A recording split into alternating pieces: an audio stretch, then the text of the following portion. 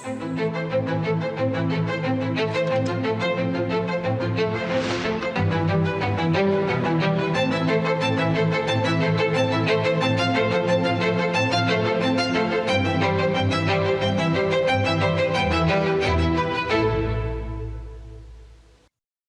ಪ್ರೀತಿಯ ದೇಶಬಾಂಧವರೇ, ನಿಮ್ಮ ಜೊತೆ ಮನ್ ಕಿ ಬಾತ್ನಲ್ಲಿ ಸಂಪರ್ಕ ಸಾಧಿಸುವುದು, ನಿಮ್ಮೆಲ್ಲರಿಂದ ಕಲಿಯುವುದು, ದೇಶದ ಜನರ ಸಾಧನೆಗಳ ಬಗ್ಗೆ ತಿಳಿದುಕೊಳ್ಳುವುದು ನಿಜವಾಗಿಯೂ ನನಗೆ ಬಹಳ ಆಹ್ಲಾದಕರವಾದ ಅನುಭವವನ್ನು ನೀಡುತ್ತದೆ.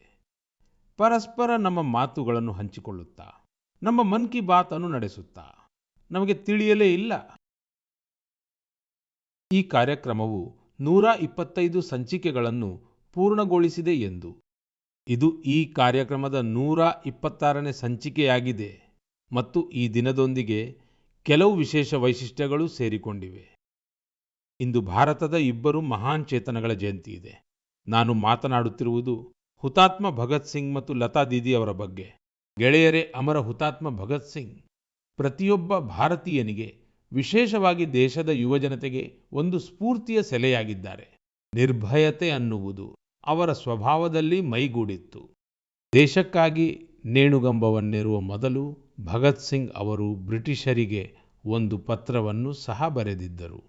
ನೀವು ನನ್ನ ಮತ್ತು ನನ್ನ ಸಹಚರರ ಜೊತೆ ಯುದ್ಧ ಕೈದಿಗಳಂತೆ ವರ್ತಿಸಬೇಕು ಎಂದು ನಾನು ಬಯಸುತ್ತೇನೆ.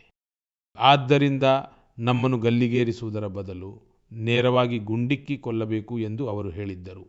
ಇದು ಅವರ ಅದಮ್ಯ ಸಾಹಸಕ್ಕೆ ಸಾಕ್ಷಿಯಾಗಿದೆ.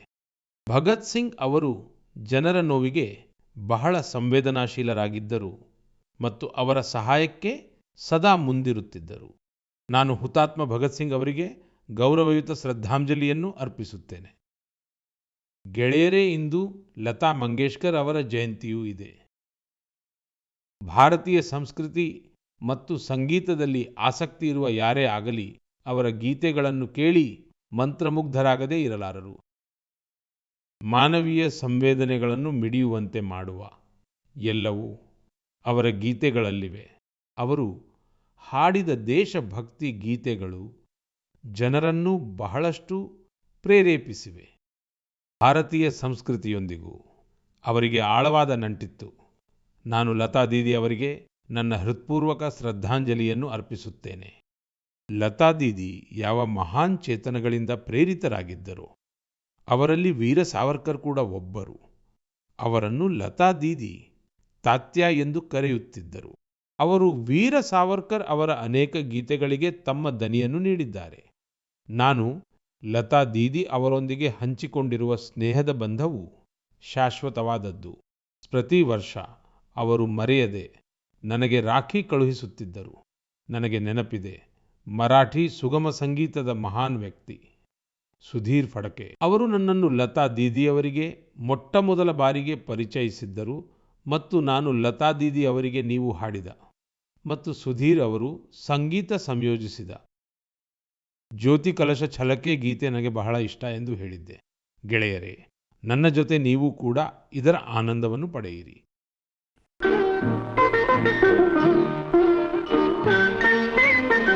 ಜ್ಯೋತಿ ಕಲಶ ಛಲಕೆ, ಜ್ಯೋತಿ ಕಲಶ ಛಲಕೆ, ಜ್ಯೋತಿ ಕಲಶ ಛಲಕೆ, ಜ್ಯೋತಿ ಕಲಶ ಛಲಕೆ. वे गुलाबी लाल सुनहरे रंग दल बादल के, ज्योति कलश छलके. ನನ್ನ ಪ್ರೀತಿಯ ದೇಶಬಾಂಧವರೇ, ನವರಾತ್ರಿಯ ಈ ಸಮಯದಲ್ಲಿ ನಾವು ಶಕ್ತಿಯನ್ನು ಆರಾಧಿಸುತ್ತೇವೆ. ನಾವು ನಾರಿ ಶಕ್ತಿಯನ್ನು ಸಂಭ್ರಮಿಸುತ್ತೇವೆ. ಬಿಸ್ನೆಸ್ನಿಂದ ಹಿಡಿದು ಸ್ಪೋರ್ಟ್ಸ್ವರೆಗೆ ಮತ್ತು ಎಜುಕೇಷನ್ನಿಂದ ಹಿಡಿದು ಸೈನ್ಸ್ವರೆಗೆ ನೀವು ಯಾವುದೇ ಕ್ಷೇತ್ರವನ್ನು ತೆಗೆದುಕೊಳ್ಳಿ, ದೇಶದ ಹೆಣ್ಣು ಮಕ್ಕಳು ಎಲ್ಲೆಡೆ ತಮ್ಮ ಸಾಮರ್ಥ್ಯವನ್ನು ಪ್ರದರ್ಶಿಸುತ್ತಿದ್ದಾರೆ. ಇಂದು ಅವರು ಕಲ್ಪನೆಗೂ ನಿಲುಕದ ಕಷ್ಟಕರವಾದಂತಹ ಸವಾಲುಗಳನ್ನು ಸಹ ಎದುರಿಸಿ ಮುನ್ನುಗ್ಗುತ್ತಿದ್ದಾರೆ. ನಾನು ನಿಮ್ಮನ್ನು ಒಂದು ಪ್ರಶ್ನೆ ಕೇಳುತ್ತೇನೆ. ನೀವು ಸಮುದ್ರದಲ್ಲಿ ನಿರಂತರವಾಗಿ 8 ತಿಂಗಳುಗಳ ಕಾಲ ಇರಬಲ್ಲಿರಾ? ಗಾಳಿಯ ವೇಗದಲ್ಲಿ ಚಲಿಸುವ ಸೇಲಿಂಗ್ ಬೋಟ್ನಲ್ಲಿ ಸಮುದ್ರದಲ್ಲಿ ಹವಾಮಾನ ಯಾವಾಗ ಬೇಕಾದರೂ ಕೆಟ್ಟ ಪರಿಣಾಮವನ್ನುಂಟು ಮಾಡುವ ಸಾಧ್ಯತೆ ಇದ್ದಾಗಲೂ ನೀವು 50,000 ಕಿಲೋಮೀಟರ್ ಪ್ರಯಾಣಿಸಬಲ್ಲಿರಾ? ಹೀಗೆ ಮಾಡುವ ಮೊದಲು ನೀವು 1000 ಬಾರಿ ಯೋಚಿಸುತ್ತೀರಿ. ಆದರೆ ಭಾರತೀಯ ನೌಕಾಪಡೆಯ ಇಬ್ಬರು ಧೈರ್ಯವಂತ ಅಧಿಕಾರಿಗಳು ನಾವಿಕಾ ಸಾಗರ ಪರಿಕ್ರಮದ ಸಮಯದಲ್ಲಿ ಇದನ್ನು ಮಾಡಿ ತೋರಿಸಿದ್ದಾರೆ. ಸಾಹಸ ಮತ್ತು ದೃಢ ಸಂಕಲ್ಪ ಎಂದರೇನು ಎಂಬುದನ್ನು ಅವರು ತೋರಿಸಿಕೊಟ್ಟಿದ್ದಾರೆ ಎಂದು ನಾನು ಮನ್ ಕಿ ಬಾತ್ನ ಶ್ರೋತೃಗಳಿಗೆ ಈ ಇಬ್ಬರು ಸಾಹಸಿ ಅಧಿಕಾರಿಗಳನ್ನು ಪರಿಚಯಿಸಲು ಬಯಸುತ್ತೇನೆ. ಒಬ್ಬರು ಲೆಫ್ಟಿನೆಂಟ್ ಕಮಾಂಡರ್ ದಿಲ್ನಾ ಮತ್ತು ಇನ್ನೊಬ್ಬರು ಲೆಫ್ಟಿನೆಂಟ್ ಕಮಾಂಡರ್ ರೂಪಾ. ಈ ಇಬ್ಬರು ಅಧಿಕಾರಿಗಳು ನಮ್ಮೊಂದಿಗೆ ಫೋನ್ ಲೈನ್ನಲ್ಲಿ ಸಂಪರ್ಕದಲ್ಲಿದ್ದಾರೆ. ಹಲೋ. Hello sir. ನಮಸ್ಕಾರ ಜಿ. ನಮಸ್ಕಾರ ಸರ್. ನನ್ನ ಜೊತೆ ಲೆಫ್ಟಿನೆಂಟ್ ಕಮಾಂಡರ್ ದಿಲ್ನಾ ಮತ್ತು ಲೆಫ್ಟಿನೆಂಟ್ ಕಮಾಂಡರ್ ರೂಪಾ ಇಬ್ಬರು ಲೈನ್ನಲ್ಲಿದ್ದೀರಾ? ಹೌದು ಸರ್, ಇಬ್ಬರು ಇದ್ದೇವೆ. ಸರಿ, ನಿಮ್ಮಿಬ್ಬರಿಗೂ ನಮಸ್ಕಾರ ಮತ್ತು ವಣಕ್ಕಂ. ವಣಕ್ಕಂ ಸರ್. ನಮಸ್ಕಾರಂ ಸರ್. ಮೊದಲನೆಯದಾಗಿ ದೇಶವಾಸಿಗಳು ನಿಮ್ಮಿಬ್ಬರ ಬಗ್ಗೆ ತಿಳಿಯಲು ಬಯಸುತ್ತಿದ್ದಾರೆ. ದಯವಿಟ್ಟು ನಿಮ್ಮ ಬಗ್ಗೆ ತಿಳಿಸಿ. ಸರ್, ನನ್ನ ಹೆಸರು ಲೆಫ್ಟಿನೆಂಟ್ ಕಮಾಂಡರ್ ದಿಲ್ನಾ. ನಾನು ಭಾರತೀಯ ನೌಕಾಪಡೆಯ ಲಾಜಿಸ್ಟಿಕ್ಸ್ ಕೇಡರ್ನಲ್ಲಿದ್ದೇನೆ ಸರ್. ನಾನು 2014ರಲ್ಲಿ ನೌಕಾಪಡೆಗೆ ನಿಯೋಜನೆಗೊಂಡಿದ್ದೆ ಸರ್, ಮತ್ತು ನಾನು ಕೇರಳದ ಕೋಝಿಕೋಡ್ನವಳು ಸರ್. ನನ್ನ ತಂದೆ ಸೇನೆಯಲ್ಲಿದ್ದರು ಮತ್ತು ನನ್ನ ತಾಯಿ ಗೃಹಿಣಿ. ನನ್ನ ಪತಿ ಕೂಡ ಭಾರತೀಯ ನೌಕಾಪಡೆಯಲ್ಲಿ ಅಧಿಕಾರಿಯಾಗಿದ್ದಾರೆ ಸರ್, ಮತ್ತು ನನ್ನ ಸಹೋದರಿ NCCಯಲ್ಲಿ ಕೆಲಸ ಮಾಡುತ್ತಾರೆ. ಜೈ ಹಿಂದ್ ಸರ್. ನಾನು ಲೆಫ್ಟಿನೆಂಟ್ ಕಮಾಂಡರ್ ರೂಪಾ. ನಾನು 2017ರಲ್ಲಿ ನೇವಲ್ ಆರ್ಮಮೆಂಟ್ ಇನ್ಸ್ಪೆಕ್ಷನ್ ಕೇಡರ್ನಲ್ಲಿ ನೌಕಾಪಡೆಗೆ ಸೇರಿದೆ. ನನ್ನ ತಂದೆ ತಮಿಳುನಾಡಿನವರು ಮತ್ತು ನನ್ನ ತಾಯಿ ಪಾಂಡಿಚೇರಿಯವರು. ನನ್ನ ತಂದೆ ವಾಯುಪಡೆಯಲ್ಲಿದ್ದರು ಸರ್. ವಾಸ್ತವವಾಗಿ ರಕ್ಷಣಾ ಪಡೆಗೆ ಸೇರಲು ನನಗೆ ಅವರಿಂದಲೇ ಪ್ರೇರಣೆ ಸಿಕ್ಕಿತು ಮತ್ತು ನನ್ನ ತಾಯಿ ಗೃಹಿಣಿಯಾಗಿದ್ದರು. ಸರಿ, ದಿಲ್ನಾ ಮತ್ತು ರೂಪಾ, ನಿಮ್ಮ ಸಾಗರ ಪರಿಕ್ರಮದ ಅನುಭವದ ಬಗ್ಗೆ ದೇಶ ತಿಳಿಯಲು ಬಯಸುತ್ತಿದೆ. ಅದರ ಬಗ್ಗೆ ನಾನು ನಿಮ್ಮಿಂದ ತಿಳಿದುಕೊಳ್ಳಲು ಬಯಸುತ್ತೇನೆ ಮತ್ತು ಇದು ಖಂಡಿತವಾಗಿಯೂ ಸುಲಭದ ಕೆಲಸವಲ್ಲ ಅಂತ ನಾನು ದೃಢವಾಗಿ ನಂಬುತ್ತೇನೆ. ಅನೇಕ ಕಷ್ಟಗಳು ಬಂದಿರಬಹುದು, ಬಹಳಷ್ಟು ಸವಾಲುಗಳನ್ನು ನೀವು ಎದುರಿಸಬೇಕಾಗಿ ಬಂದಿರಬಹುದು. ಹೌದು ಸರ್. ನಾನು ಹೇಳುವುದೇನೆಂದರೆ, ಜೀವನದಲ್ಲಿ ಒಮ್ಮೊಮ್ಮೆ ನಮ್ಮ ಬದುಕನ್ನೇ ಬದಲಾಯಿಸುವಂತ ಅವಕಾಶ ಸಿಗುತ್ತದೆ. ಈ ಸರ್ಕಮ್ ನ್ಯಾವಿಗೇಷನ್ ನಮಗೆ ಸಿಕ್ಕ ಅಂತದ್ದೇ ಒಂದು ಅವಕಾಶವಾಗಿತ್ತು. ಇದನ್ನು ಭಾರತೀಯ ನೌಕಾಪಡೆ ಮತ್ತು ಭಾರತ ಸರ್ಕಾರ ನಮಗೆ ನೀಡಿತ್ತು. ಈ ಯಾತ್ರೆಯಲ್ಲಿ ನಾವು ಸುಮಾರು 47,500 ಕಿಲೋಮೀಟರ್ಗಳಷ್ಟು ದೂರ ಸಾಗಿದ್ದೇವೆ ಸರ್. ನಾವು ಗೋವಾದಿಂದ ಅಕ್ಟೋಬರ್ 2, 2024ರಂದು ಹೊರಟು ಮೇ 29, 2025ರಂದು ಹಿಂತಿರುಗಿದೆವು ಸರ್. ಈ ಯಾತ್ರೆಯನ್ನು ಪೂರ್ಣಗೊಳಿಸಲು ನಮಗೆ 238 ದಿನಗಳು ಬೇಕಾಯಿತು ಸರ್. ಅಷ್ಟು ದಿನಗಳು ನಾವು ಕೇವಲ ಇಬ್ಬರೇ ಆ ದೋಣಿಯಲ್ಲಿದ್ದೆವು ಸರ್. ಮತ್ತು ಈ ಯಾತ್ರೆಗಾಗಿ ನಾವು 3 ವರ್ಷಗಳ ಕಾಲ ತಯಾರಿ ನಡೆಸಿದ್ದೆವು. ನ್ಯಾವಿಗೇಷನ್ ನಿಂದ ಹಿಡಿದು ಕಮ್ಯುನಿಕೇಶನ್ ಹಾಗೂ ತುರ್ತು ಪರಿಸ್ಥಿತಿಯ ಸಾಧನಗಳನ್ನು ಹೇಗೆ ಆಪರೇಟ್ ಮಾಡುವುದು, ಡೈವಿಂಗ್ ಮಾಡುವುದು ಹೇಗೆ, ದೋಣಿಯಲ್ಲಿ ಯಾವುದೇ ರೀತಿಯ ತುರ್ತು ಪರಿಸ್ಥಿತಿ, ಉದಾಹರಣೆಗೆ ವೈದ್ಯಕೀಯ ತುರ್ತು ಪರಿಸ್ಥಿತಿ ಎದುರಾದರೆ ಅದನ್ನು ಹೇಗೆ ನಿಭಾಯಿಸುವುದು, ಈ ಎಲ್ಲದರ ಬಗ್ಗೆ ಭಾರತೀಯ ನೌಕಾಪಡೆಯು ನಮಗೆ ತರಬೇತಿ ನೀಡಿತ್ತು ಸರ್. ಈ ಯಾತ್ರೆಯಲ್ಲಿನ ಅತ್ಯಂತ ಸ್ಮರಣೀಯ ಕ್ಷಣವೆಂದರೆ ನಾವು ಪಾಯಿಂಟ್ ನಿಮೋದಲ್ಲಿ ಭಾರತದ ಧ್ವಜವನ್ನು ಹಾರಿಸಿದ್ದು ಸರ್. ಸರ್, ಪಾಯಿಂಟ್ ನಿಮೋ ಜಗತ್ತಿನ ಅತ್ಯಂತ ದೂರದ ಪ್ರದೇಶದಲ್ಲಿದೆ ಸರ್. ಅಲ್ಲಿಗೆ ಅತಿ ಸಮೀಪದಲ್ಲಿರುವ ಮನುಷ್ಯರು ಇಂಟರ್ನ್ಯಾಷನಲ್ ಸ್ಪೇಸ್ ಸ್ಟೇಷನ್ ನಲ್ಲಿರುತ್ತಾರೆ ಮತ್ತು ಅಲ್ಲಿಗೆ ಒಂದು ಸೇಲ್ ಬೋಟ್ ನಲ್ಲಿ ತಲುಪಿದ ಮೊದಲ ಭಾರತೀಯರು, ಮೊದಲ ಏಷ್ಯನ್ನರು ಮತ್ತು ಜಗತ್ತಿನ ಮೊದಲ ವ್ಯಕ್ತಿಗಳು ನಾವಾಗಿದ್ದೇವೆ ಸರ್. ಇದು ನಮಗೆ ಬಹಳ ಹೆಮ್ಮೆಯ ವಿಷಯ ಸರ್. ವಾವ್, ನಿಮಗೆ ತುಂಬ ಹೃದಯದ ಅಭಿನಂದನೆಗಳು. Thank you sir. ನಿಮ್ಮ ಜೊತೆಗಾರ್ತಿಯು ಕೂಡ ಮಾತನಾಡೋಕೆ ಬಯಸ್ತಾರಾ? ಸರ್, ನಾನು ಹೇಳುವುದೇನೆಂದರೆ, ಸೇಲ್ ಬೋಟ್ ಮೂಲಕ ಜಗತ್ತನ್ನು ಪ್ರದಕ್ಷಿಣೆ ಮಾಡಿದವರ ಸಂಖ್ಯೆ ಮೌಂಟ್ ಎವರೆಸ್ಟ್ ಏರಿದವರ ಸಂಖ್ಯೆಗಿಂತಲೂ ತುಂಬಾ ಕಡಿಮೆ ಇದೆ. ಮತ್ತು ವಾಸ್ತವವಾಗಿ ಸೇಲ್ ಬೋಟ್ನಲ್ಲಿ ಏಕಾಂಗಿಯಾಗಿ ಜಗತ್ತನ್ನು ಪ್ರದಕ್ಷಿಣೆ ಮಾಡುವವರ ಸಂಖ್ಯೆ ಬಾಹ್ಯಾಕಾಶಕ್ಕೆ ಹೋದವರ ಸಂಖ್ಯೆಗಿಂತಲೂ ತುಂಬಾ ಕಡಿಮೆ. ಸರಿ, ಇಂಥ ಸಂಕೀರ್ಣ ಪ್ರಯಾಣಕ್ಕೆ ಅತ್ಯುತ್ತಮ ಟೀಮ್ ವರ್ಕ್ನ ಅವಶ್ಯಕತೆ ಇರುತ್ತದೆ. ಆದರೆ ನಿಮ್ಮ ತಂಡದಲ್ಲಿ ನೀವಿಬ್ಬರೇ ಅಧಿಕಾರಿಗಳಿದ್ರಿ, ನೀವಿದನ್ನು ಹೇಗೆ ನಿಭಾಯಿಸಿದ್ರಿ? ಹೌದು ಸರ್, ಇಂತಹ ಯಾತ್ರೆಗೆ ನಾವಿಬ್ಬರು ಕೂಡ ಒಟ್ಟಾಗಿ ಶ್ರಮಿಸಬೇಕಾಗಿತ್ತು ಮತ್ತು ಲೆಫ್ಟಿನೆಂಟ್ ಕಮಾಂಡರ್ ದಿಲ್ನಾ ಹೇಳಿದ ಹಾಗೆ ಇದನ್ನು ಸಾಧಿಸಲು ನಾವಿಬ್ಬರೇ ಇದ್ದೆವು. ದೋಣಿಯಲ್ಲಿ ನಾವೇ boat repairers, engine mechanics, sail makers, medical assistants, ಅಡುಗೆಯವರು, ಕ್ಲೀನರ್ಸ್, ಡೈವರ್ಸ್, ನ್ಯಾವಿಗೇಟರ್ಸ್, ಹೀಗೆ ಎಲ್ಲವೂ ನಾವೇ ಆಗಬೇಕಿತ್ತು. ಇದನ್ನು ಸಾಧಿಸಲು ಭಾರತೀಯ ನೌಕಾಪಡೆಯ ಕೊಡುಗೆ ಬಹಳ ದೊಡ್ಡದಿದೆ. ಅವರು ನಮಗೆ ಎಲ್ಲಾ ರೀತಿಯ ತರಬೇತಿಯನ್ನು ನೀಡಿದ್ದಾರೆ. ವಾಸ್ತವವಾಗಿ ಸರ್, ನಾವು 4 ವರ್ಷಗಳಿಂದ ಒಟ್ಟಿಗೆ ಸೇಲಿಂಗ್ ಮಾಡುತ್ತಿದ್ದೇವೆ. ಹಾಗಾಗಿ ಒಬ್ಬರ ಶಕ್ತಿ ಮತ್ತು ದೌರ್ಬಲ್ಯ ಇನ್ನೊಬ್ಬರಿಗೆ ಚೆನ್ನಾಗಿ ತಿಳಿದಿದೆ. ಅದಕ್ಕಾಗಿಯೇ ನಾವು ಎಲ್ಲರಿಗೂ ಹೇಳುತ್ತೇವೆ, ನಮ್ಮ ದೋಣಿಯಲ್ಲಿದ್ದ ಒಂದು ಉಪಕರಣವು ಎಂದಿಗೂ ಕೆಡಲಿಲ್ಲ. ಅದೇ ನಮ್ಮಿಬ್ಬರ ಟೀಮ್ ವರ್ಕ್. ಸರಿ, ವಾತಾವರಣ ಕೆಟ್ಟದಾಗಿದ್ದಾಗ ನೀವು ಪರಿಸ್ಥಿತಿಯನ್ನು ಹೇಗೆ ನಿಭಾಯಿಸ್ತಿದ್ರಿ? ಯಾಕಂದರೆ ಈ ಸಮುದ್ರ ಜಗತ್ತೇ ಅಂತಹದ್ದು, ಇಲ್ಲಿ ಹವಾಮಾನವನ್ನು ಊಹಿಸಲಾಗುವುದಿಲ್ಲ. ನಮ್ಮ ಯಾತ್ರೆಯಲ್ಲಿ ಅನೇಕ ಸವಾಲುಗಳಿದ್ದವು ಸರ್. ಅಂತಹ ಹಲವಾರು ಸವಾಲುಗಳನ್ನು ನಾವು ಎದುರಿಸಬೇಕಾಯಿತು. ಅದರಲ್ಲೂ ದಕ್ಷಿಣ ಮಹಾಸಾಗರದಲ್ಲಿ ಹವಾಮಾನ ಯಾವಾಗಲೂ ಪ್ರತಿಕೂಲವಾಗಿರುತ್ತದೆ. ನಾವು 3 ಚಂಡಮಾರುತಗಳನ್ನು ಎದುರಿಸಬೇಕಾಯಿತು. ಮತ್ತು ಸರ್, ನಮ್ಮ ದೋಣಿ ಕೇವಲ 17 ಮೀಟರ್ ಉದ್ದ ಮತ್ತು 5 ಮೀಟರ್ ಅಗಲವಿದೆ. ಆಗ ಕೆಲವೊಮ್ಮೆ 3 ಅಂತಸ್ತಿನ ಕಟ್ಟಡಕ್ಕಿಂತಲೂ ದೊಡ್ಡದಾದ ಅಲೆಗಳು ಬರುತ್ತಿದ್ದವು ಸರ್. ಮತ್ತು ನಮ್ಮ ಪ್ರಯಾಣದಲ್ಲಿ ನಾವು ಅತಿಯಾದ ಸೆಕೆ ಮತ್ತು ಅತಿಯಾದ ಚಳಿ ಎರಡನ್ನೂ ಎದುರಿಸಿದ್ದೇವೆ. ಸರ್, ನಾವು ಅಂಟಾರ್ಟಿಕಾದಲ್ಲಿ ಸೇಲಿಂಗ್ ಮಾಡುತ್ತಿದ್ದಾಗ ತಾಪಮಾನ 1 ಡಿಗ್ರಿ ಸೆಲ್ಸಿಯಸ್ ಮತ್ತು ಗಂಟೆಗೆ 90 ಕಿಲೋಮೀಟರ್ ವೇಗದ ಗಾಳಿ ಇವೆರಡನ್ನೂ ಏಕಕಾಲದಲ್ಲಿ ಎದುರಿಸಬೇಕಾಯಿತು. ಚಳಿಯಿಂದ ರಕ್ಷಿಸಿಕೊಳ್ಳಲು 6 ರಿಂದ 7 ಪದರಗಳ ಬಟ್ಟೆಗಳನ್ನು ಒಟ್ಟಿಗೆ ಧರಿಸುತ್ತಿದ್ದೆವು. ದಕ್ಷಿಣ ಮಹಾಸಾಗರದ ಇಡೀ ಪ್ರಯಾಣವನ್ನು ನಾವು ಇದೇ ರೀತಿ 7 ಪದರಗಳ ಬಟ್ಟೆಗಳಲ್ಲಿಯೇ ಪೂರೈಸಿದೆವು. ಕೆಲವೊಮ್ಮೆ ನಾವು ಗ್ಯಾಸ್ ಸ್ಟವ್ ಬಳಸಿ ನಮ್ಮ ಕೈಗಳನ್ನು ಬೆಚ್ಚಗೆ ಮಾಡಿಕೊಳ್ಳುತ್ತಿದ್ದೆವು ಸರ್. ಕೆಲವೊಮ್ಮೆ ಗಾಳಿಯೇ ಇರ್ತಿರ್ಲಿಲ್ಲ ಮತ್ತು ನಾವು ಸೇಯನ್ನು ಸಂಪೂರ್ಣವಾಗಿ ಕೆಳಗಿಳಿಸಿ ತೇಲ್ತಾ ಇರಬೇಕಾಗ್ತಿತ್ತು. ಇಂತಹ ಸಮಯದಲ್ಲಿ ನಿಜಕ್ಕೂ ನಮ್ಮ ತಾಳ್ಮೆಯ ಪರೀಕ್ಷೆ ಆಗ್ತಿತ್ತು ಸರ್.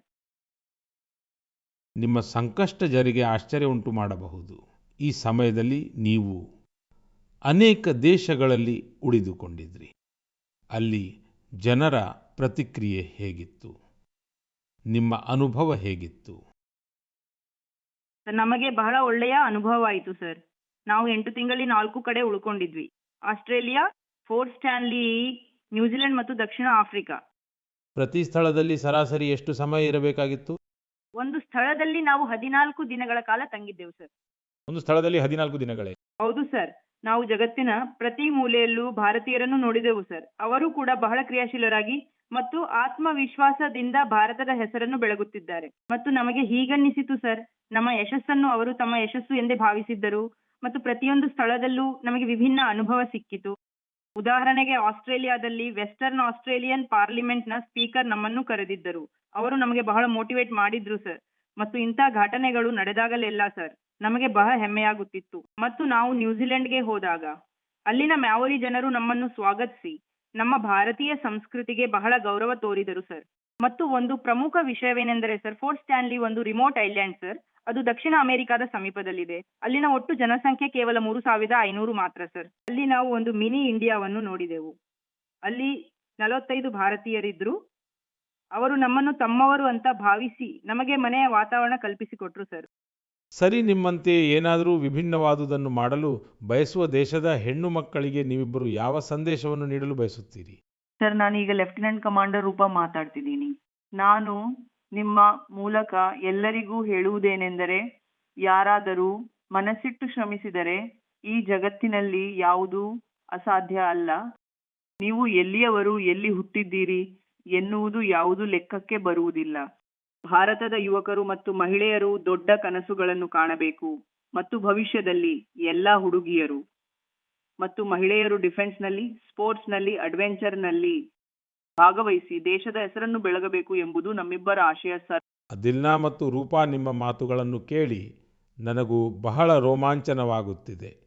ಎಂತಹ ದೊಡ್ಡ ಸಾಹಸವನ್ನು ನೀವು ಮಾಡಿದ್ದೀರಿ. ನಿಮ್ಮಿಬ್ಬರಿಗೂ ನನ್ನ ಕಡೆಯಿಂದ ತುಂಬು ಹೃದಯದ ಧನ್ಯವಾದಗಳು. ಖಂಡಿತವಾಗಿಯೂ ನಿಮ್ಮ ಶ್ರಮ, ನಿಮ್ಮ ಯಶಸ್ಸು, ನಿಮ್ಮ ಸಾಧನೆ ದೇಶದ ಯುವಕರಿಗೆ, ಯುವತಿಯರಿಗೆ ಬಹಳ ಸ್ಫೂರ್ತಿ ನೀಡುತ್ತದೆ.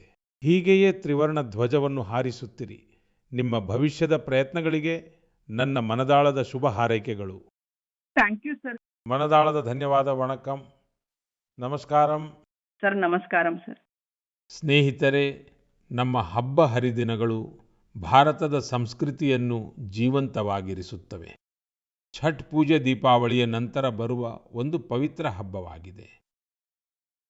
ಸೂರ್ಯ ದೇವನಿಗೆ ಸಮರ್ಪಿತವಾದ ಈ ಮಹಾಪರ್ವ ಬಹಳ ವಿಶೇಷವಾದುದು. ಇದರಲ್ಲಿ ನಾವು ಮುಳುಗುವ ಸೂರ್ಯನಿಗೂ ಅರ್ಘ್ಯವನ್ನು ನೀಡುತ್ತೇವೆ. ಆತನನ್ನು ಆರಾಧಿಸುತ್ತೇವೆ. ಛಠ್ ಪೂಜೆಯನ್ನು ದೇಶದ ಬೇರೆ ಬೇರೆ ಭಾಗಗಳಲ್ಲಿ ಮಾತ್ರವಲ್ಲದೆ ಪ್ರಪಂಚದಾದ್ಯಂತ ಅದರ ವೈಭವವನ್ನು ನೋಡಬಹುದು. ಇಂದು ಇದು ಒಂದು ಗ್ಲೋಬಲ್ ಫೆಸ್ಟಿವಲ್ ಆಗಿ ರೂಪುಗೊಳ್ಳುತ್ತಿದೆ. ಸ್ನೇಹಿತರೆ, ಭಾರತ ಸರ್ಕಾರವು ಛಠ್ ಪೂಜೆಗೆ ಸಂಬಂಧಿಸಿದಂತೆ ಒಂದು ದೊಡ್ಡ ಪ್ರಯತ್ನದಲ್ಲಿ ತೊಡಗಿದೆ ಎಂದು ಹೇಳಲು ನನಗೆ ಬಹಳ ಸಂತೋಷವಾಗುತ್ತಿದೆ. ಭಾರತ ಸರ್ಕಾರವು ಛಠ್ ಮಹಾಪರ್ವವನ್ನು ಯುನೆಸ್ಕೋದ ಇಂಟ್ಯಾಂಜಿಬಲ್ ಕಲ್ಚರಲ್ ಹೆರಿಟೇಜ್ ಲಿಸ್ಟ್, ಅಂದರೆ ಯುನೆಸ್ಕೋದ ಸಾಂಸ್ಕೃತಿಕ ಪರಂಪರೆಯ ಪಟ್ಟಿಗೆ ಸೇರಿಸಲು ಪ್ರಯತ್ನಿಸುತ್ತಿದೆ.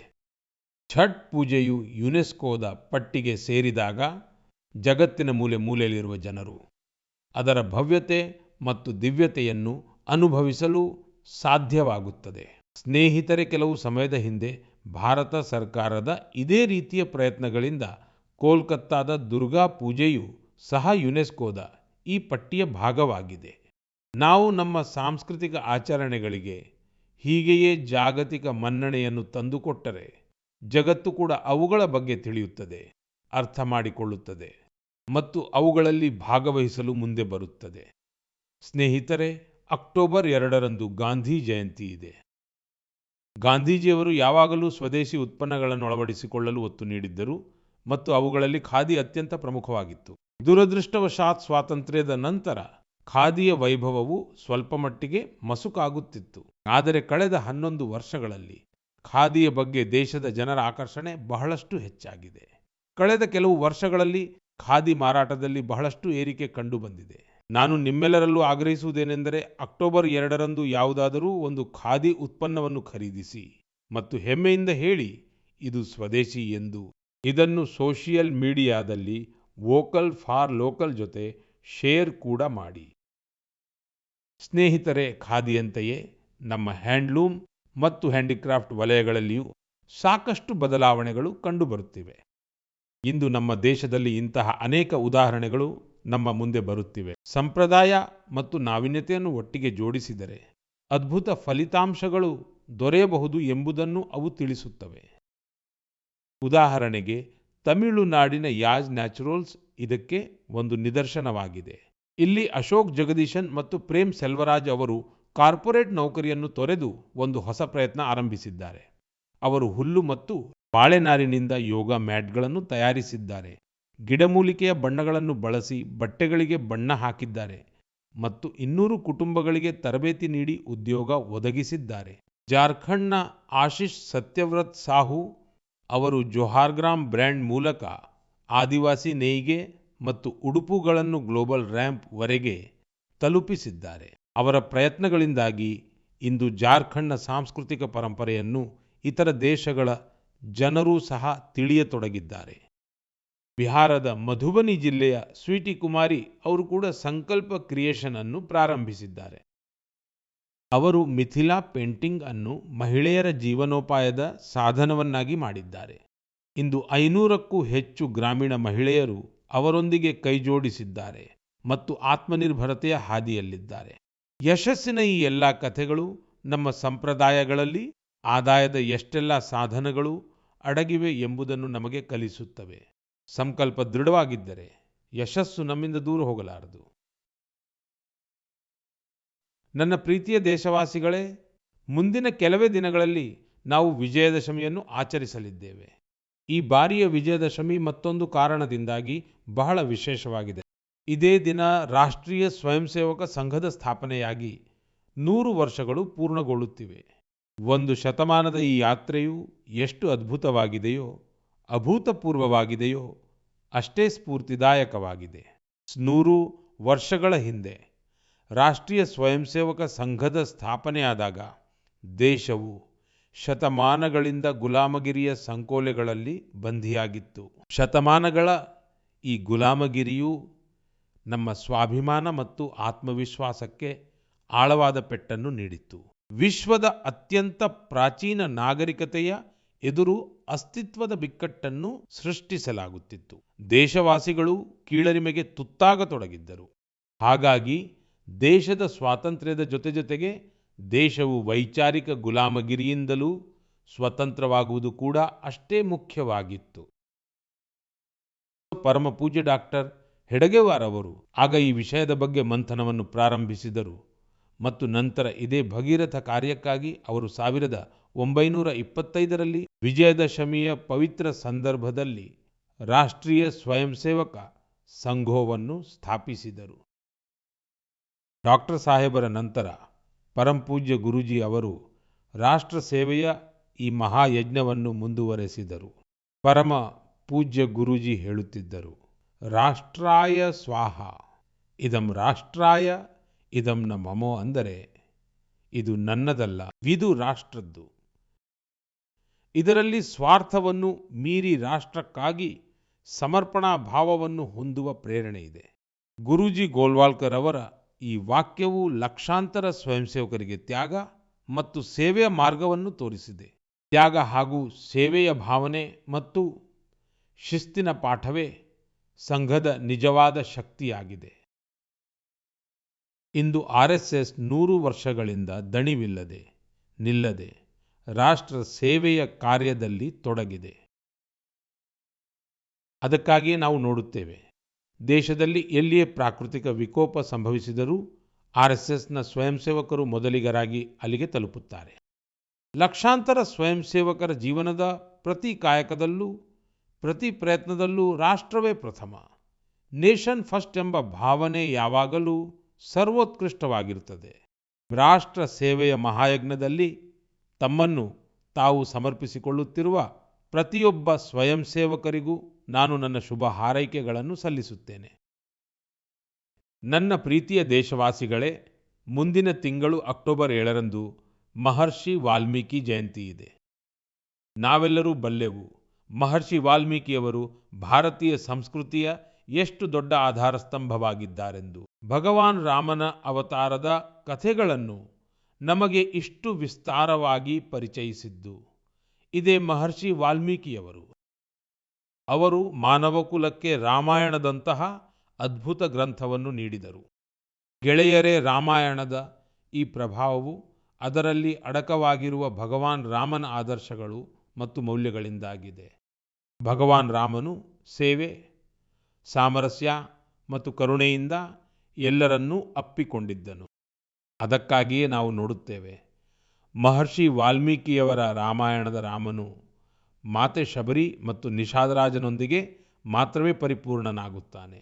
ಅದಕ್ಕಾಗಿಯೇ ಗೆಳೆಯರೇ, ಅಯೋಧ್ಯೆಯಲ್ಲಿ ರಾಮ ಮಂದಿರ ನಿರ್ಮಾಣವಾದಾಗ ಅದರ ಜೊತೆಗೆ ನಿಷಾದರಾಜ ಮತ್ತು ಮಹರ್ಷಿ ವಾಲ್ಮೀಕಿಯವರ ಮಂದಿರವನ್ನು ನಿರ್ಮಿಸಲಾಗಿದೆ. ನಾನು ನಿಮ್ಮಲ್ಲಿ ಆಗ್ರಹಿಸುತ್ತೇನೆ, ನೀವು ಕೂಡ ಅಯೋಧ್ಯೆಯಲ್ಲಿ ರಾಮಲಲ್ಲಾನ ದರ್ಶನ ಮಾಡಲು ಹೋದಾಗ ಮಹರ್ಷಿ ವಾಲ್ಮೀಕಿ ಮತ್ತು ನಿಷಾದರಾಜ ಮಂದಿರದ ದರ್ಶನವನ್ನು ತಪ್ಪದೇ ಪಡೆಯಿರಿ. ನನ್ನ ಪ್ರೀತಿಯ ದೇಶವಾಸಿಗಳೇ, ಕಲೆ, ಸಾಹಿತ್ಯ ಮತ್ತು ಸಂಸ್ಕೃತಿಯ ಅತಿ ವಿಶೇಷವಾದ ವಿಷಯವೆಂದರೆ ಇವು ಯಾವುದೇ ಒಂದು ಚೌಕಟ್ಟಿಗೆ ಸೀಮಿತವಾಗಿರುವುದಿಲ್ಲ. ಇವುಗಳ ಸುವಾಸನೆ ಎಲ್ಲ ಗಡಿಗಳನ್ನು ದಾಟಿ ಜನರ ಮನಸ್ಸನ್ನು ಮುಟ್ಟುತ್ತದೆ. ಇತ್ತೀಚೆಗೆ ಪ್ಯಾರಿಸ್ನ ಒಂದು ಸಾಂಸ್ಕೃತಿಕ ಸಂಸ್ಥೆಯಾದ ಸೌಂತ್ಖ ಮಂಡಪ ತನ್ನ 50 ವರ್ಷಗಳನ್ನು ಪೂರೈಸಿದೆ. ಈ ಕೇಂದ್ರವು ಭಾರತೀಯ ನೃತ್ಯವನ್ನು ಜನಪ್ರಿಯಗೊಳಿಸುವುದರಲ್ಲಿ ತನ್ನ ವ್ಯಾಪಕವಾದ ಕೊಡುಗೆಯನ್ನು ನೀಡಿದೆ ಮತ್ತು ಇದು ಮಿಲೇನಾ ಸಾಲ್ವಿನಿ ಅವರಿಂದ ಸ್ಥಾಪಿಸಲ್ಪಟ್ಟಿತ್ತು. ಅವರಿಗೆ ಕೆಲವು ವರ್ಷಗಳ ಹಿಂದೆ ಪದ್ಮಶ್ರೀ ಪ್ರಶಸ್ತಿಯನ್ನು ನೀಡಿ ಗೌರವಿಸಲಾಗಿತ್ತು. ನಾನು ಸೌಂತ್ಖ ಮಂಡಪದೊಂದಿಗೆ ಸಂಬಂಧ ಹೊಂದಿರುವ ಎಲ್ಲರಿಗೂ ಮನದಾಳದ ಅಭಿನಂದನೆಗಳನ್ನು ಸಲ್ಲಿಸುತ್ತೇನೆ ಮತ್ತು ಭವಿಷ್ಯದ ಪ್ರಯತ್ನಗಳಿಗಾಗಿ ಅವರಿಗೆ ಶುಭ ಹಾರೈಸುತ್ತೇನೆ.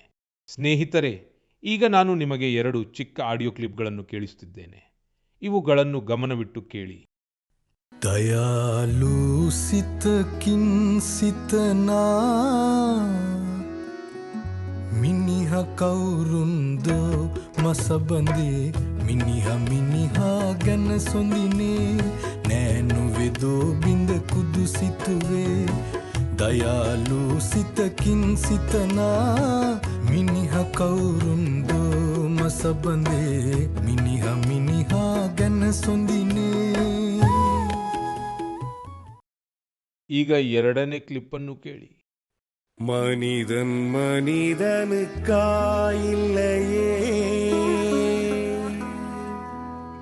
மற்றதுதான் இங்கு கவலைப்படும்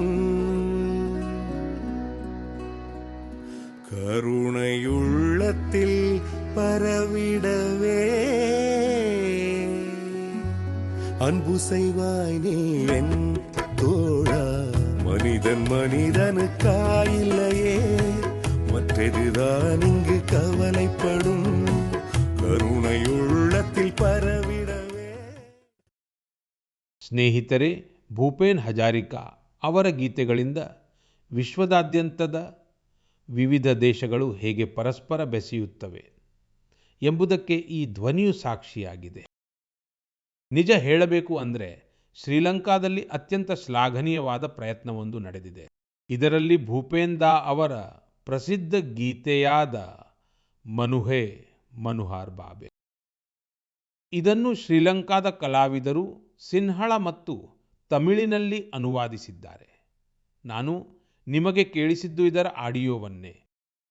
ಕೆಲವು ದಿನಗಳ ಹಿಂದೆ ನನಗೆ ಅಸ್ಸಾಂನಲ್ಲಿ ಅವರ ಜನ್ಮಶತಮಾನೋತ್ಸವ ಸಮಾರಂಭದಲ್ಲಿ ಭಾಗವಹಿಸುವ ಸೌಭಾಗ್ಯ ಲಭಿಸಿತ್ತು.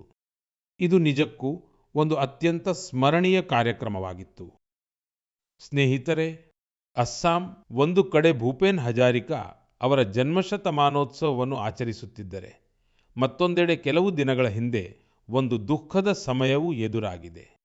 ಜುಬಿನ್ ಗರ್ಗ್ ಅವರ ಅಕಾಲಿಕ ನಿಧನದಿಂದ ಜನರು ಶೋಕದಲ್ಲಿದ್ದಾರೆ. ಜುಬಿನ್ ಗರ್ಗ್ ಒಬ್ಬ ಪ್ರಸಿದ್ಧ ಗಾಯಕರಾಗಿದ್ದರು. ಅವರು ದೇಶಾದ್ಯಂತ ತಮ್ಮದೇ ಛಾಪು ಮೂಡಿಸಿದ್ದರು. ಅಸ್ಸಾಂನ ಸಂಸ್ಕೃತಿಯೊಂದಿಗೆ ಅವರಿಗೆ ಬಹಳ ಆಳವಾದ ಬಾಂಧವ್ಯವಿತ್ತು. ಜುಬಿನ್ ಗರ್ಗ್ ನಮ್ಮ ನೆನಪುಗಳಲ್ಲಿ ಸದಾ ಜೀವಂತವಾಗಿರುತ್ತಾರೆ ಮತ್ತು ಅವರ ಸಂಗೀತವು ಮುಂಬರುವ ಪೀಳಿಗೆಯನ್ನು ಮಂತ್ರಮುಗ್ಧಗೊಳಿಸುತ್ತಲೇ ಇರುತ್ತದೆ. ಜುಬಿನ್ ಗಾರ್ಗ್ ಆಸೀಲ್ ಅಹೋಮೋರ್ ಹಮೋಸ್ ಕೃತಿರ್ ಉಜ್ವಲ್ ರತ್ನೋ ಜನೋತಾರ್ ಹೃದಯ ತೇಯೋ ಹದಾಯ್ ಜಿಯಾಯ್ ಥಾಕಿಬೋ. ನನ್ನ ಸ್ನೇಹಿತರೆ, ಕೆಲ ದಿನಗಳ ಹಿಂದೆ ನಮ್ಮ ದೇಶವು ಒಬ್ಬ ಮಹಾನ್ ವಿಚಾರವಾದಿ ಮತ್ತು ಚಿಂತಕರಾದ ಎಸ್.ಎಲ್. ಭೈರಪ್ಪನವರನ್ನು ಕೂಡ ಕಳೆದುಕೊಂಡಿದೆ.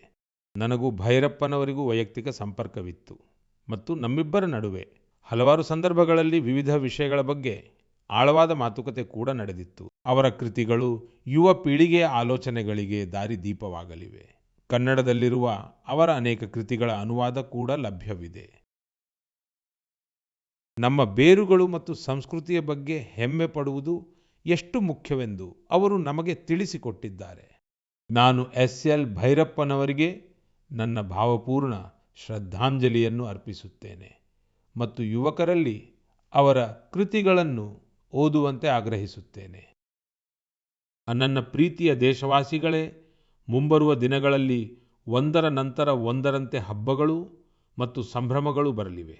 ಪ್ರತಿ ಹಬ್ಬದಲ್ಲೂ ನಾವು ಸಾಕಷ್ಟು ಖರೀದಿಯನ್ನು ಮಾಡುತ್ತೇವೆ ಮತ್ತು ಈ ಬಾರಿಯಂತೂ GST ಬಚತ್ ಉತ್ಸವ ಕೂಡ ನಡೆಯುತ್ತಿದೆ. ಸ್ನೇಹಿತರೆ, ಒಂದು ಸಂಕಲ್ಪವನ್ನು ಕೈಗೊಳ್ಳುವ ಮೂಲಕ ನೀವು ನಿಮ್ಮ ಹಬ್ಬಗಳನ್ನು ಇನ್ನೂ ವಿಶೇಷವಾಗಿಸಬಹುದು. ಈ ಬಾರಿಯ ಹಬ್ಬವನ್ನು ಕೇವಲ ಸ್ವದೇಶಿ ವಸ್ತುಗಳಿಂದಲೇ ಆಚರಿಸುತ್ತೇವೆ ಎಂದು ನಾವು ದೃಢ ಸಂಕಲ್ಪ ಮಾಡಿದರೆ, ಆಗ ನೋಡಿ ನಮ್ಮ ಉತ್ಸವದ ಕಳೆ ಹಲವು ಪಟ್ಟು ಹೆಚ್ಚುತ್ತದೆ. ವೋಕಲ್ ಫಾರ್ ಲೋಕಲ್ ಅನ್ನು ಖರೀದಿಯ ಮಂತ್ರವನ್ನಾಗಿ ಮಾಡಿಕೊಳ್ಳಿ. ಯಾವಾಗಲೂ ದೇಶದಲ್ಲಿ ತಯಾರಾದದ್ದನ್ನೇ ಖರೀದಿಸುತ್ತೇವೆ. ದೇಶದ ಜನರು ತಯಾರಿಸಿದ್ದನ್ನೇ ಮನೆಗೆ ತೆಗೆದುಕೊಂಡು ಹೋಗುತ್ತೇವೆ. ಯಾವ ವಸ್ತುವಿನಲ್ಲಿ ದೇಶದ ಪ್ರಜೆಯ ಶ್ರಮವಿದೆಯೋ ಅದೇ ವಸ್ತುವನ್ನು ಉಪಯೋಗಿಸುತ್ತೇವೆ ಎಂದು ದೃಢನಿಶ್ಚಯ ಮಾಡಿ. ಹೀಗೆ ಮಾಡಿದಾಗ ನಾವು ಕೇವಲ ಯಾವುದೋ ಒಂದು ವಸ್ತುವನ್ನು ಮಾತ್ರ ಖರೀದಿಸುವುದಿಲ್ಲ, ಅದರ ಜೊತೆ ಒಂದು ಕುಟುಂಬದ ಆಸೆಯನ್ನು ಕೂಡ ನಾವು ಮನೆಗೆ ತರುತ್ತೇವೆ. ಒಬ್ಬ ಕುಶಲಕರ್ಮಿಯ ಶ್ರಮವನ್ನು ಗೌರವಿಸುತ್ತೇವೆ. ಒಬ್ಬ ಯುವ ಉದ್ಯಮಿಯ ಕನಸುಗಳಿಗೆ ರೆಕ್ಕೆ ಕಟ್ಟುತ್ತೇವೆ. ಸ್ನೇಹಿತರೆ, ಹಬ್ಬಗಳ ಸಮಯದಲ್ಲಿ ನಾವೆಲ್ಲರೂ ನಮ್ಮ ಮನೆಯನ್ನು ಸ್ವಚ್ಛಗೊಳಿಸುವುದರಲ್ಲಿ ತೊಡಗಿಕೊಳ್ಳುತ್ತೇವೆ. ಆದರೆ ಸ್ವಚ್ಛತೆ ಕೇವಲ ಮನೆಯ 4 ಗೋಡೆಗಳಿಗೆ ಸೀಮಿತವಾಗಿರಬಾರದು. ಬೀದಿ, ನೆರೆಹೊರೆ, ಮಾರುಕಟ್ಟೆ, ಗ್ರಾಮ, ಹೀಗೆ ಎಲ್ಲ ಕಡೆ ಸ್ವಚ್ಛತೆ ಕಾಪಾಡುವುದು ನಮ್ಮ ಜವಾಬ್ದಾರಿಯಾಗಬೇಕು. ಸ್ನೇಹಿತರೆ, ನಮ್ಮಲ್ಲಿ ಈ ಇಡೀ ಸಮಯ ಉತ್ಸವಗಳ ಸಮಯವಾಗಿರುತ್ತದೆ. ಮತ್ತು ದೀಪಾವಳಿ ಒಂದು ರೀತಿಯಲ್ಲಿ ಮಹಾ ಉತ್ಸವವೇ ಆಗಿರುತ್ತದೆ. ನಾನು ನಿಮ್ಮೆಲ್ಲರಿಗೂ ಮುಂಬರುವ ದೀಪಾವಳಿಯ ಹಾರ್ದಿಕ ಶುಭಾಶಯಗಳನ್ನು ಕೋರುತ್ತೇನೆ. ಆದರೆ ಇದರೊಂದಿಗೆ ಮತ್ತೊಮ್ಮೆ ಪುನರುಚ್ಚರಿಸುತ್ತೇನೆ, ನಾವು ಆತ್ಮನಿರ್ಭರರಾಗಬೇಕು, ದೇಶವನ್ನು ಆತ್ಮನಿರ್ಭರಗೊಳಿಸಲೇಬೇಕು ಮತ್ತು ಆ ದಾರಿ ಸ್ವದೇಶಿಯಿಂದಲೇ ಸಾಗಬೇಕು. ಸ್ನೇಹಿತರೆ, ಮನ್ ಕಿ ಬಾತ್ನಲ್ಲಿ ಈ ಬಾರಿ ಇಷ್ಟು ಸಾಕು. ಮುಂದಿನ ತಿಂಗಳು ಮತ್ತೆ ಹೊಸ ಕಥೆಗಳು ಮತ್ತು ಪ್ರೇರಣೆಗಳೊಂದಿಗೆ ಭೇಟಿಯಾಗುತ್ತೇನೆ. ಅಲ್ಲಿಯವರೆಗೆ ನಿಮ್ಮೆಲ್ಲರಿಗೂ ಶುಭಾಶಯಗಳು. ಮನದಾಳದ ಧನ್ಯವಾದಗಳು.